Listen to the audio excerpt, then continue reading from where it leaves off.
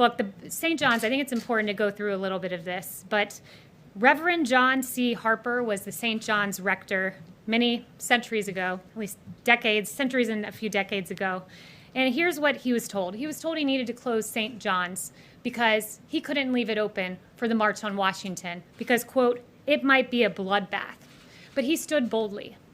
He stood boldly and he stood on the side of justice. And on the day the March on Washington happened, here's what was sung from that church. One family on earth are we throughout its widest span. Oh, help us everywhere to see the brotherhood of man. And of course, we know that the March on Washington ended with Reverend Martin Luther King Jr.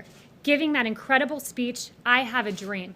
And that church, the same church that was burning last night, here is what they said, taking that bold stance to support Martin Luther King. They said this church building is open as it has always been. So all who want to worship here, the ministry of this parish is extended to any who seek it.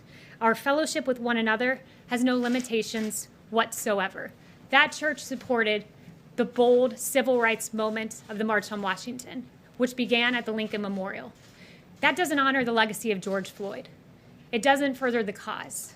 And those are violent anarchists, Antifa, who are taking advantage of the pain of people, the pain of the peaceful protesters. It's inexcusable, and we have to stand as one America against the burning of the church and the defacement of the Lincoln Memorial. Chanel.